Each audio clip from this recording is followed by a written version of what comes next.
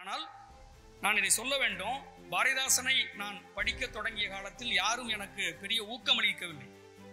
பாரதிதாசனுடைய ஒவ்வொரு சொல்லும் அரசியல் தான். பாரதிதாசன் சொல்லுகிறார், சுதந்திரம், சமத்துவம், சகோதரத்துவம் என்ற கொள்கைக்கு இடமில்லாத ஒரு நாட்டில் நாட்டுப்பற்று வரவே முடியாது. ஒரு சிந்தனையை ஒரு ஆய்வாளனாக ஒரு சுரங்கத்திற்குள் சென்று எப்படி அதில் இருக்கிற தாது பொருள்களை எடுக்கிறார்களோ எடுப்பதை போல, அது என்ன சிந்தனை, அது என்ன செயலுக்காக அதை அப்படி சொல்லியிருக்கிறார் என்று ஒரு ஆய்வாளனாக நான் பாரதிதாசனுடைய பாடல்களை, ஆக்கங்களை நான் கற்க தொடங்கினேன். ஆனால் நான் இதை சொல்ல வேண்டும், பாரதிதாசனை நான் படிக்க தொடங்கிய காலத்தில் யாரும் எனக்கு பெரிய ஊக்கமளிக்கவில்லை. நீங்கள் ஒரு செபால்டன் ஸ்டடீஸ் என்று சொல்லுகிற அடித்தட்டு மக்களை பற்றி ஆய்வு செய்கிற நீங்கள் பாரதிதாசனை போய் ஆராய்ச்சி செய்கிறீர்களே என்று சொன்னவர்கள் தான் அதிகம். ஆனால் பாரதிதாசனை நான் தொடர்ந்து படித்து அதற்குள் இருக்கிற அந்த சிந்தனை, பாரதிதாசனுடைய சிந்தனையை நான் கற்ற நாட்டார் வழக்காட்சியல், பழங்குடியியல், இயக்கவாத மரபு, இதையெல்லாம் ஒரு பல்துறை கலப்பாக இணைத்து பாரதிதாசனை நாம் எடுத்து பேசும் பொழுது எப்படி ஒரு புதுவிதமான சிந்தனை அதிலே ஏராளமாக கிடைக்கிறது. பாரதிதாசனுடைய ஒவ்வொரு சொல்லும் அரசியல் தான். அரசியல் இல்லாம பாரதிதாசனை நாம் அரசியலிருந்து பிரித்து பார்க்க முடியாது. பாரதிதாசன் அவன் காலத்தினுடைய ஒரு கண்ணாடியாக எல்லாவற்றையும் தன்னுடைய நிலைப்பாட்டை முன்வைத்து எழுதி கொண்டே இருந்த ஒரு கவிஞன், ஒரு படைப்பாளன், ஒரு ஆக்கத்தை செய்தவன். இப்ப பாரதிதாசனை நாம் வாசிக்க வேண்டும். எப்படி தொல்காப்பியம் என்று சொல்லுகிற ஒரு தொன்மையான இலக்கண நூலை நாம் எப்படி புதிய புதிய வாசிப்பு கோட்பாட்டுக்கு உட்படுத்தி நாம் எப்படி தொல்காப்பியத்தை தொடர்ந்து படித்துக் கொண்டிருக்கிறோமோ, தொல்காப்பியம் ஓலைச்சுவடியிலிருந்து பதிப்பு செய்யப்பட்டு அது நம் கைக்கு கிடைத்த பிறகு எப்படி முதல் நிலையாக அதை நாம் வாசிக்கும் போது நமக்கு ஒரு முதல் நிலை கண்டடைவு, ஒரு அட்டைன்மெண்ட் என்று சொல்லுகிற ஒரு முதல் நிலை கண்டடைவு, அதனால் கிடைத்திருக்கிற ஒரு விளை பொருள், ஒரு முதல் நிலை வாசிப்பாக நமக்கு எப்படி அதிலே கிடைக்கிற சில மெய்மைகள், சில ஆய்வுகள் எப்படி இன்றியமையாததாக இருந்ததோ, அதை போல அடுத்தடுத்த காலத்திலும் தொல்காப்பியத்தை ஒரு புதிய வாசிப்பு முறையில் திறனாய்ந்து நாம் தொடர்ந்து அதை படிக்கும் பொழுது, பயிலும் போது, கற்கும் போதுதான் நமக்கு புதிய புதிய செய்திகள் நமக்கு கிடைக்கிறது. எப்படி தொல்காப்பியத்தை நாம் அப்படி தொடர்ந்து இன்றைக்கு கற்றுக்கொண்டிருக்கிறோமோ, அதை போல புரட்சி கவிஞரின் ஆக்கங்களை பெரியாரியல் கண்ணோட்டத்தோடு, திராவிடவியல் கண்ணோட்டத்தோடு நாம் ஒரு முதல் நிலை வாசிப்பு, ஒரு முதல் நிலையில் நமக்கு கிடைத்திருக்கிற ஆய்வு பேறு என்ன என்பதை இங்கே இருக்கிற பலரும் அதை தெரிந்திருப்பார்கள். ஆனால் பாரதிதாசனுடைய ஆக்கங்களை, அவருடைய செயற்பாடுகளை, பேச்சுக்களை நாம் இரண்டாம் நிலை வாசிப்பு, மூன்றாம் நிலை வாசிப்பு என்று வெவ்வேறு கோணங்களில் பாரதிதாசனை நாம் வாசிக்க வேண்டும். அப்படி வாசிப்பதன் மூலம் நமக்கு கிடைத்திருக்கிற பேறுகள், ஆய்வு பேறுகள், மெய்மைகள் என்பது மிக முக்கியமானது. இப்படியெல்லாம் தொடர்ந்து வாசிக்கிற ஒரு பழக்கம், பண்பு இல்லாதவர்கள் தான் பாரதிதாசனை ஒரு அசட்டையாக, அவரை புறமுதுக்குகிற ஒரு நிலை இருக்கிறது. பாரதிதாசனை ஒன்றென்று பாட்டுக்குள் மூழ்கடிக்கிற ஒரு பழக்கம் இன்றைக்கும் இருக்கிறது. ஆனால் பாரதிதாசனில் இன்னும் பொதுவெளியில் விவாதிக்கப்படாத பாடல்கள், பாரதிதாசனில் இன்னும் பேசப்படாத ஆக்கங்கள் ஏராளமாக இருக்கிறது. அதையெல்லாம் நாம் உரையாடும் போதுதான் பாரதிதாசன் ஒரு முழுமை பெற்ற ஒரு திராவிட பெருங்கவிஞனாக நாம் அவனை அவனிடமிருந்து கிடைக்கிற ஆக்கங்களின் மூலமாக நாம் அடைய முடியும். அப்படி இன்றைக்கு பாரதிதாசனுடைய ஆக்கங்களை ஒரு அம்பேத்கரியல் கோணத்தில், ஒரு அம்பேத்கரியருடைய பார்வையில் பாரதிதாசனை நாம் பார்க்க வேண்டும். இன்றைக்கு ஒரு அம்பேத்கரிய கண்ணோட்டத்தை முதலில் என்னன்னு நீங்க புரிஞ்சுக்கணும்.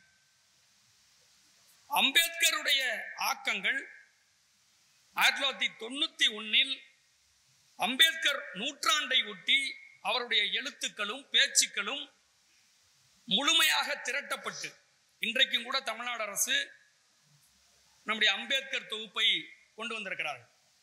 அந்த அம்பேத்கருடைய தொகுப்பு வெளிவந்த பிறகு, மொழிபெயர்க்கப்பட்ட பிறகு, அம்பேத்கர் பற்றியும் அவருடைய ஆளுமை பற்றியும் இந்த தமிழ் பேசும் அரசியல் உலகில் அது விவாதிக்கப்பட்டது. இன்றைக்கு அம்பேத்கர் அரசியலை ஒரு சாதி அரசியலாக வரித்து கொண்டு பேசுகிறவர்கள் இன்றைக்கும் இருக்கிறார்கள். அம்பேத்கரை ஒரு சாதி அரசியலாக இன்னைக்கு அப்படி சுருக்குகிறார்கள். இது மிக மோசமான ஒரு கால சிந்தனை. அது எங்களுக்கு மட்டும்தான் அம்பேத்கர் சொந்தம், மற்ற சாதிகள் அரச பரம்பரை, நாங்கள் ஆண்ட பரம்பரை, மூவேந்தர்கள் என்று ஒடுக்கப்பட்ட சாதிக்குள்ளரே ஒவ்வொரு சாதியும் அடையாள அரசியல் பேசிக் கொண்டிருக்கிற ஒரு காலத்தில், மிக மோசமான காலத்தில், ஒடுக்கப்பட்டவர்களுக்கு சுயமரியாதை இயக்கமும் சுயமரியாதை இதழியலும் சுயமரியாதை இயக்கமும் கொண்டிருந்த தொடர்பு, அவர்கள் ஆற்றிய பங்கு பணி என்பது புறக்கணிக்கப்பட்டிருக்கிறது. தலித்தியத்துக்கு விரோதமானவர்கள் என்று உங்களுக்கு உங்கள் மூளையில ஆணி அடித்து இன்றைக்கு ஒடுக்கப்பட்ட ஒவ்வொரு தோழனுக்கும் அவதூறை பரப்பி கொண்டிருக்கிறார்கள். இப்படியான சூழலில் தான் ஒரு அம்பேத்கரியல் பார்வையின் ஊடாக அம்பேத்கர் நூற்றாண்டில் அம்பேத்கர் ஆக்கங்கள் வெளிவந்த காலத்தில் நாம் அம்பேத்கரை நாம் படிக்கும் பொழுது, அவருடைய சிந்தனைகளை உள்வாங்கும் போது, அவருடைய ஆளுமையை புரிந்து கொள்ளும் போது, அந்த அம்பேத்கருடைய சிந்தனையில் அடிப்படையில் இந்த தமிழ் பேசும் அரசியல் உலகில் ஒரு புதிய சிந்தனை கிளர்ச்சி உருவானது. இந்த அம்பேத்கருடைய ஒரு பார்வை தமிழ் கல்வி வளாகத்திலும் பல்கலைக்கழக வளாகத்திலும் பொது தளத்திலும் அம்பேத்கர் நூற்றாண்டை ஒட்டி ஏராளமான உரையாடல்கள் நடந்திருக்கிறது. இன்றைக்கு நடப்பது உரையாடல் அல்ல. இன்றைக்கு அந்த உரையாடல் வலதுசாரிகளோடு இணைந்து கொண்டு திராவிட இயக்கத்தை தாக்குகிற முயற்சியை தான் செய்றாங்க. இது மிக மோசமான ஒரு முயற்சி. இதற்கு எல்லா ஒடுக்கப்பட்டவனும் பலியாகி கொண்டிருக்கிறான். இந்த சூழலில், இந்த கால மிக மோசமான பாசிச வலதுசாரிகள் பெருகி கொண்டிருக்கிற காலத்தில், கல்வி வளாகத்துக்குள்ளே இருக்கிற காலத்தில், யாரு எப்படி சங்கியா இருப்பானே தெரியல. எல்லா நிறுவனங்களையும் சங்கிகள் இருக்கிறார்கள், எல்லா இடத்திலும் ஊடுருவி கொண்டிருக்கிறார்கள். நமது அரசு என்று சொல்லுகிற இந்த ஊடாகவும் சங்கிகள் நம்மை அறியாமல் ஊடுருவி கொண்டிருக்கிற இந்த காலத்தில் தான் அம்பேத்கரியல் பார்வையில் பாரதிதாசனை விவாதிக்கும் போதுதான் பாரதிதாசனுக்கும் அம்பேத்கரிய செயல்பாட்டிற்கும் அம்பேத்கரிய போராட்டத்திற்கும் என்ன உறவு இருக்கிறது, அதை எப்படி பாரதிதாசன் ஆக்கப்படுத்தி இருக்கிறார், எப்படி பதிவு செய்து வைத்திருக்கிறான் என்பதை நாம் இன்றைக்கு இந்த தலைமுறைக்கு நாம் சொல்ல வேண்டிய இடத்தில் நாம் வாழ்ந்து கொண்டிருக்கிறோம். அதுதான் மிக முக்கியமான பணி, அதுதான் ஒரு தமிழியல் செயல்பாடு. அந்த தமிழியல் செயல்பாடை செய்வதற்கு தான் தெம்பு திராணியற்ற ஒரு கல்வி வளாகத்துக்குள் நாம் வாழ்ந்து கொண்டிருக்கிறோம் என்பது மிகப்பெரிய அம்பேத்கருக்கு செய்கிற அவமானம். இந்த சூழலில் தான் தமிழ் அரசியல் பேசுகிற இந்த நிலத்தில் புரட்சி கவிஞர் வாழ்ந்த இந்த தமிழ் வாழிட சூழலில் தான் அம்பேத்கரை எப்படி பாரதிதாசன் ஆக்கப்படுத்தியிருக்கிறார் என்பதை நாம் பேச வேண்டும். அப்படி பேசும்போது நான் ஒரு 3 வகையாக அதை நான் பகுத்து கொண்டு உங்களுக்கு சொல்லலாம் என்று கருதுகிறேன். பாரதிதாசன் அம்பேத்கருடைய சிந்தனையை, அம்பேத்கருடைய போராட்டத்தை அம்பேத்கர் அவர் கலந்து கொண்ட வட்டமேஜை மாநாட்டில் அம்பேத்கரை எப்படி காந்தி எதிர்த்தார், அம்பேத்கர் ஒடுக்கப்பட்ட மக்களுக்காக வட்டமேஜை மாநாட்டில் எப்படி களமாடினார் என்பதை தமிழ்நாட்டில் சுயமரியாதை பத்திரிகைகள் தான் பதிவு செய்தன. ஆனால் இந்தியாவில் இருக்கிற பார்ப்பன பத்திரிகைகள் எதுவுமே பதிவு செய்யவில்லை. வட்டமேஜை மாநாட்டில் ஒடுக்கப்பட்டவர்களுக்கு ஒரு முன்னேற்றம் கிடைத்து விடக்கூடாது என்று கங்கணம் கட்டி கொண்டிருந்த காந்தியார் காங்கிரஸை, அவருடைய செயல்பாட்டை பார்ப்பன பத்திரிகைகள் பதிவு செய்தன. ஆனால் அம்பேத்கரிய போராட்டத்தை சுயமரியாதை இயக்க பத்திரிகைகள் தான் பதிவு செய்தன என்று எழுதுவதற்கு தலித் என்று பேசுகிற எவனுக்கும் துணிச்சல் கிடையாது. எவனும் அதை எழுதல. ஆனால் அம்பேத்கரை சொந்தம் கொண்டாடுகிற இவர்கள் துரோகம் இழைக்கிறார்கள் என்று நான் குற்றம் சாட்டுகிறேன். இப்படியான ஒரு சூழலில் அம்பேத்கருடைய ஆக்கங்களை, போராட்டத்தை, செயல்பாட்டை பாரதிதாசன் பதிவு செய்தது என்பது ஒரு முதல் வகை. அம்பேத்கரை உள்வாங்கி சாதியத்தினுடைய தோற்றத்தையும் வளர்ச்சியையும், சாதியம் எப்படி தமிழ்நாட்டில் மிக கடுமையாக ஒடுக்கப்பட்ட மக்களை ஒடுக்கியது என்பதை ஒரு இணைகோடாக பாரதிதாசன் பேசியதை இரண்டாவது வகையாகவும் நாம் எடுத்துக்கொள்ளலாம். மூன்றாவது வகையாக 2014 தொடங்கி 2025 வரைக்கும் இந்த 10 ஆண்டுகளாக இந்திய ஒன்றிய அரசு மிகப்பெரிய பாசிச செயல்பாட்டை இந்தியாவில் திணித்துக் கொண்டிருக்கிற இந்த காலத்தில் தமிழ் சமூகத்தின் தலைமகனாக, இந்திய அரசியலமைப்பு சட்டத்திற்கு சவாலாக இருக்கிற அம்பேத்கர் இயலை இன்றைக்கு பாரதிதாசன் தான் காப்பாற்றிக் கொண்டிருக்கிறார். பாரதிதாசனின் எழுத்துக்களும் ஆக்கங்களும் தான் அம்பேத்கரை இன்றைக்கு ஆவணப்படுத்தி அதை வெளிப்படுத்தி கொண்டிருக்கிறது என்பதை நீங்கள் மறந்துவிடக் கூடாது. அப்படி இந்த முதல் வகையாக பாரதிதாசன் அம்பேத்கரை பதிவு செய்தார். 1930களில் இருந்து அம்பேத்கர் வட்டமேசை மாநாட்டில் கலந்து கொண்ட அத்தனை நடவடிக்கைகளையும் பாரதிதாசன் தன்னுடைய புதுவை முரசிலும் குயிலிலும் பதிவு செய்து வைத்திருக்கிறார். வட்டமேசை மாநாடு என்பது பிரிட்டிஷ் அதிகார வர்க்கம்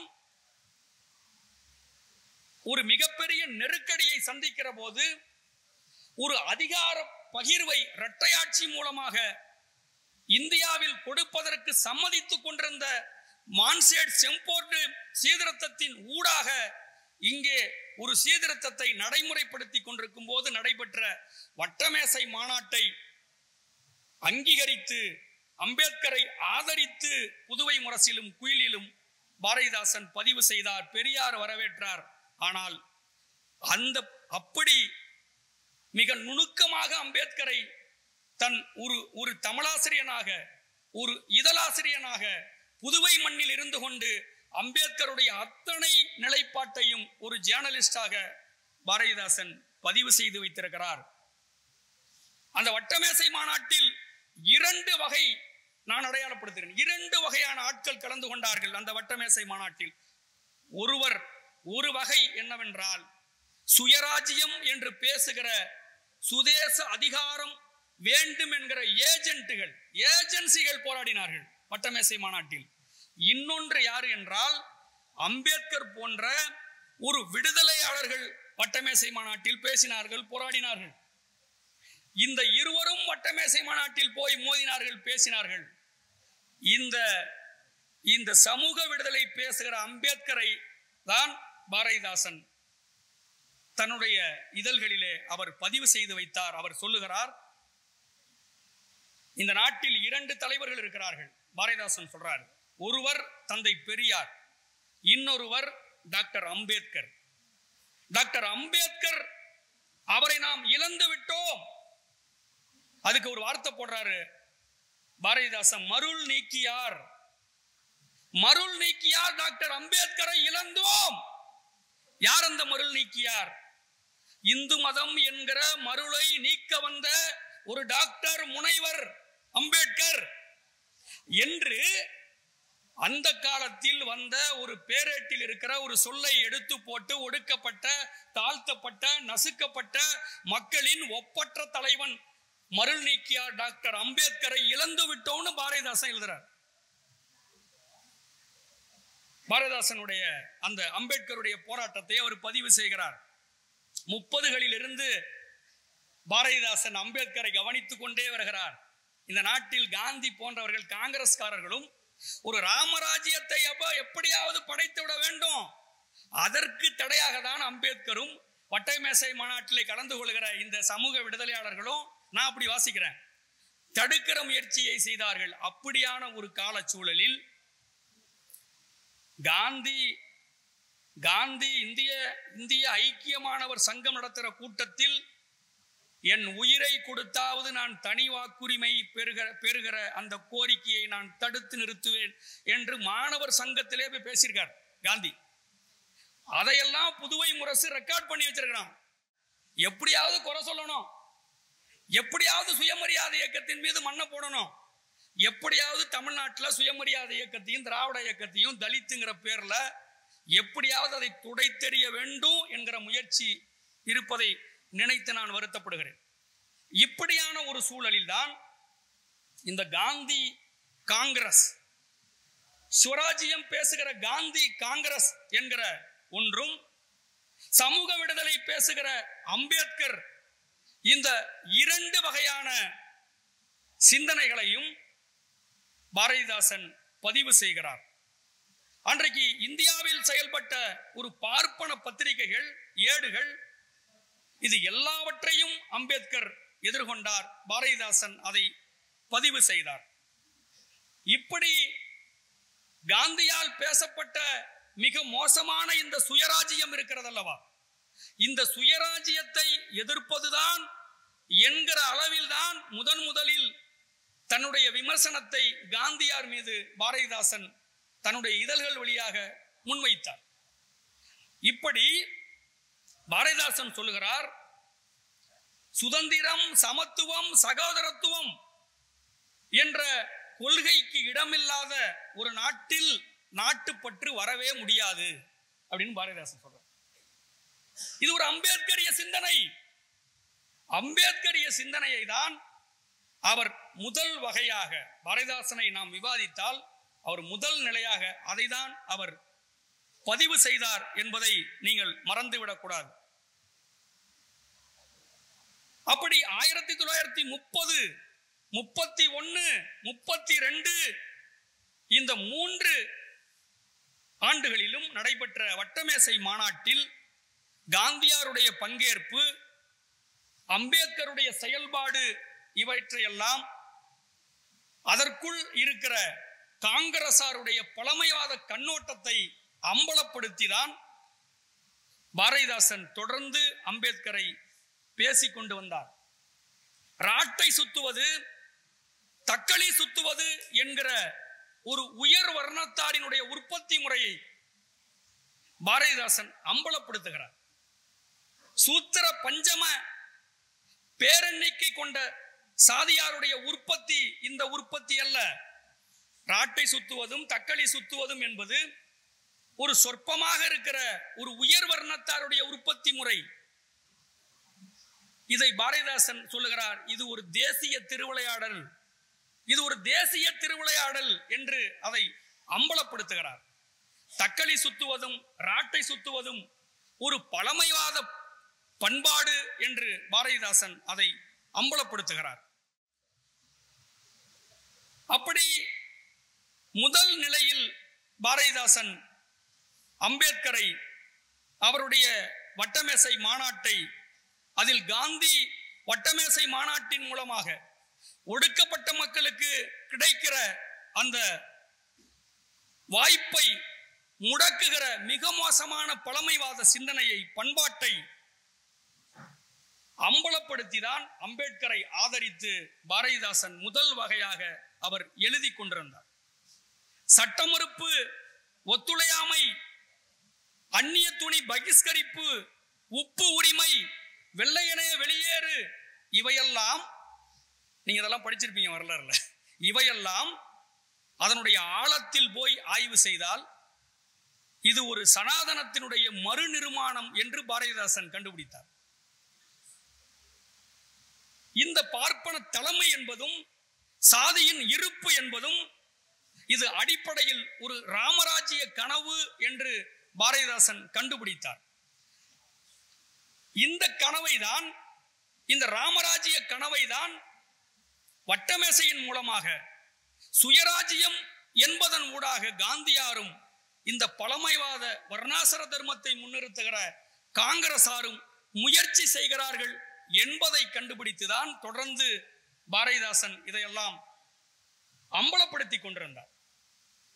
அப்படி இந்த வட்டமேசை மாநாடு, இந்த வட்டமேசை மாநாடை ஒட்டி கிடைக்கிற அதிகார பகிர்வு, இரட்டையாட்சி முறை, வகுப்புவாத உரிமை, மாகாண மத்திய உறவுகளில் இருக்கிற உறுதியாக்கம் என்கிற அடிப்படையில் மாண்டேகு செம்போர்ட் சீர்திருத்தத்தின் வழியாக ஒரு இரட்டையாட்சி முறையின் வழியாக கிடைக்கிற நன்மைகள், ஒடுக்கப்பட்ட மக்களுக்கு கிடைக்கிற நன்மைகளைத்தான் அம்பேத்கர் கேட்டு பெறுகிறார் என்கிற அடிப்படையில் தான், அதை புரிந்து கொண்டுதான் பாரதிதாசன் தொடர்ந்து தன்னுடைய ஏடுகளிலே அதை பதிவு செய்து கொண்டு வந்தார். ஆனால் காங்கிரஸ்காரர்கள்